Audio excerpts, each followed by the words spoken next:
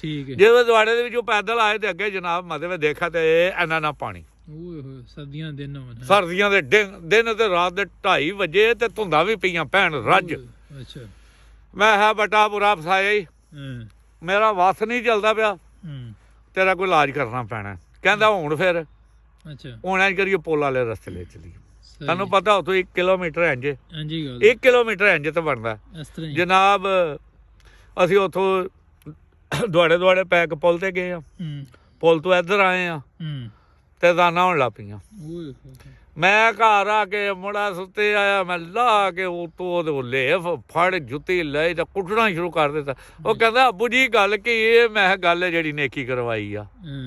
ਇਹ ਕਿ ਮੈਂ ਕਿਹਾ ਚਾਚੇ ਬੱਟ ਕੋਲ ਟੋਰੇ ਇਹ ਨੇਕੀਆਂ ਹੁੰਦੀਆਂ ਨਹੀਂ ਭਾਈ, ਹਾਲਤ ਬੱਟ ਸਾਹਿਬ ਨਾਲ ਨੇਕੀਆਂ ਕੰਮ ਆਉਂਦੀਆਂ ਨੇ। ਮੈਂ ਕਹਿੰਦਾ ਇਹ ਤਾਂ ਕੰਮ ਆਉਂਦੀਆਂ, ਕੋਟਲੇ ਬੁਲਾਉਂਦਾ ਮੈਂ ਹੱਥ ਬੰਨ ਛੜੇ ਨੇ। ਅੱਛਾ